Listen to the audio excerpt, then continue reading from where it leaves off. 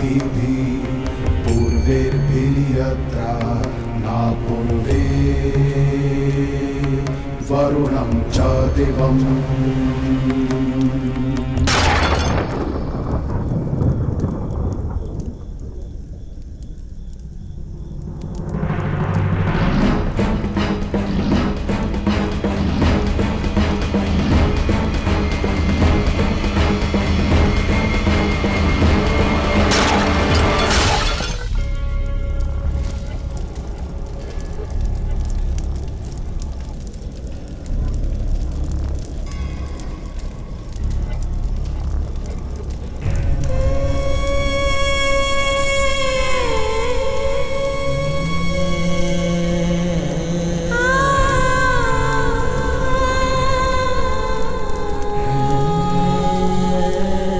রাজকুমার উত্তরের বীরগতি নিষ্ফল যাবে না মহারাজ বিরাট। আমাদের শত্রুদের এর মূল্য অবশ্যই প্রদান করতে হবে।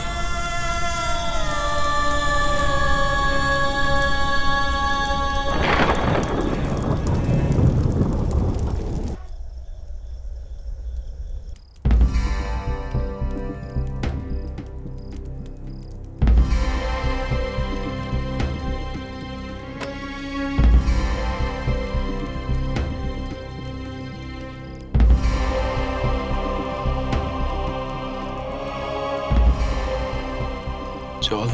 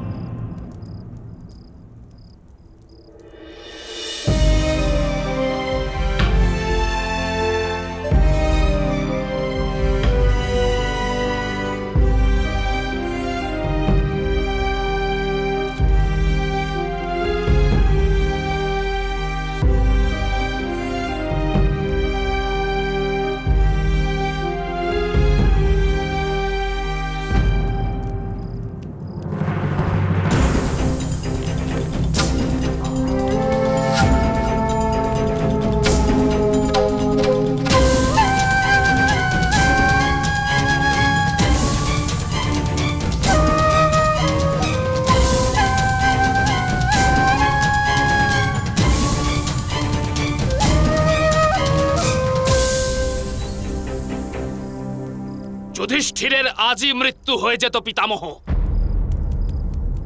কিন্তু বিরাট পুত্র পরাক্রম দেখালো। চিন্তা করো না বাছা আমার, মহামহি ভীষ্ম কালই যুধিষ্ঠিরকে বন্দী বানিয়ে ফেলবেন। আজ আমরা শত্রুপক্ষের সৈন্যদের এরূপ বিধ্বংস করেছি যে কাল ওদের সুরক্ষার জন্যে ওদের সেনারা আর অগ্রসরই হবে না। ভয়ভীত হয়ে গেছে ওরা সবাই আমাদের পরাক্রম দেখে। ভয়ভীত? মূর্খ দুর্যোধন!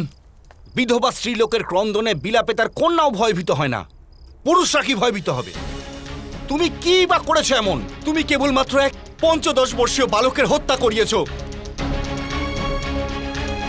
সেটাও স্বয়ং নয়, আমার হস্ত দ্বারা করিয়েছ। মদ্র নরেশ, এক সামান্য সৈন্য থেকে সেনাপতি অবধি সবার পরাক্রম রাজারই পরাক্রম গণ্য হয়। বিজয় হোক বা পরাজয় সর্বদা রাজারই হয়।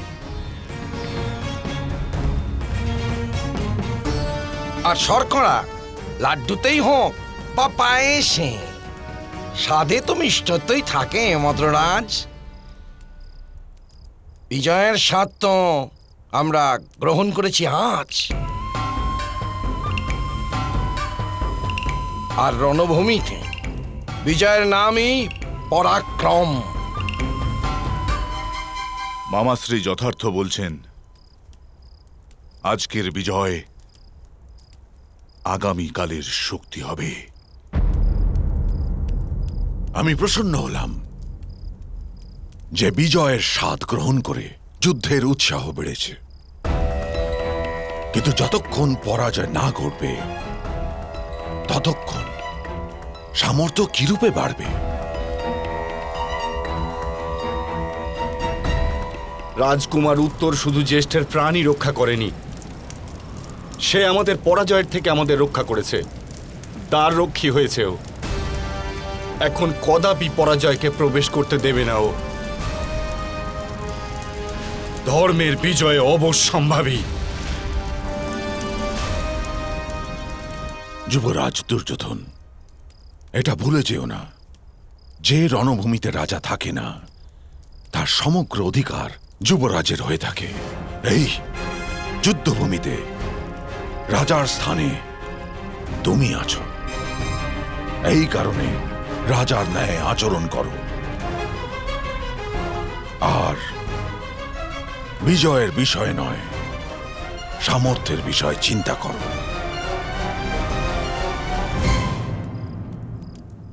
কদাপি এরূপ না হয় আজকের বিজয় আগামীকাল পরাজয় হয়ে যায়।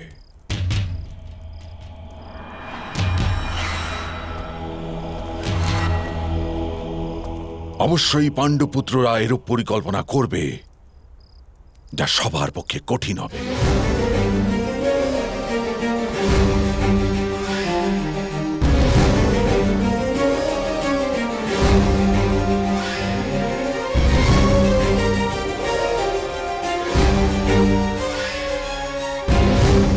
আজ পিতামহ আমাদের বুহ বুদ্ধি দিয়ে ভেদ করেছেন, কাল আমাদের বুহ অটুট থাকবে।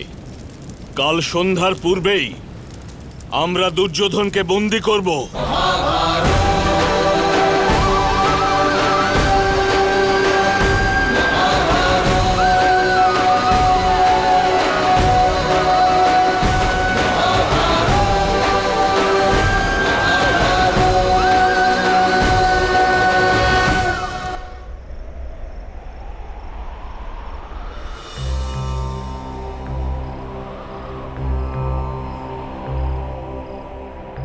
আজ যুদ্ধের প্রথম দিন। আমাদের 7 অক্ষৌহিনী সেনার মধ্যে 1 অক্ষৌহিনী সেনা ধ্বংস হয়ে গেছে সম্রাট যুধিষ্ঠির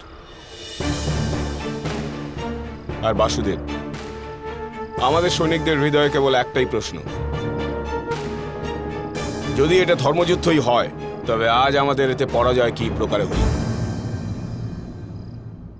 ধর্মযুদ্ধও তো যুদ্ধই হয় সেনাপতি ধৃষ্টদ্যুম্ন।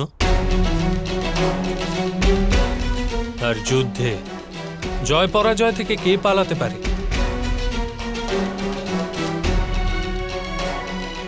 সেনাপতি ধৃষ্টদ্যুম্ন, একজন যোদ্ধার কর্তব্য নিজের অস্ত্র ধারণ করে যুদ্ধ করা। জয় পরাজয় তো ঈশ্বরের হস্তে থাকে। কিন্তু রাজকুমার অর্জুন, রাজকুমার উত্তরের মৃত্যুর পশ্চাতে আমাদের সৈনিকদের মধ্যে একটা ভয় উৎপন্ন হয়ে গেছে। আমাদের যোদ্ধা মহামহিমার গুরু দ্রোণের আক্রমণের প্রত্যুত্তর কি প্রকারে দেবে?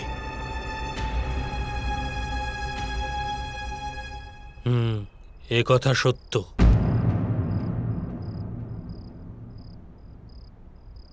যতক্ষণ মহামহিম এই যুদ্ধে উপস্থিত আছেন ততক্ষণ আমাদের বিজয় প্রাপ্তি হবে না।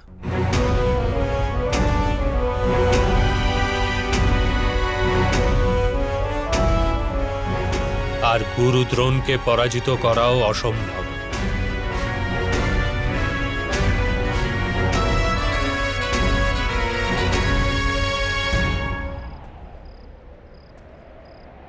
যদি পিতামহ এই প্রকারে যুদ্ধ করতে থাকেন তবে আমাদের সেনাদের ধ্বংস করে দেবেন। কাল আমি পিতামহকে যুদ্ধের আহ্বান দেব।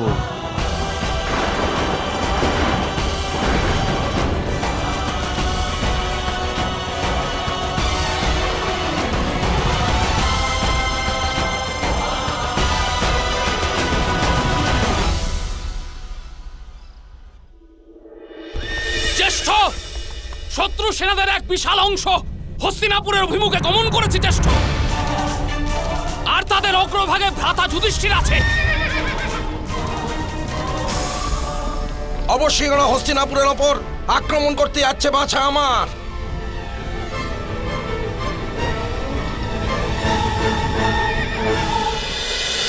মহাভারত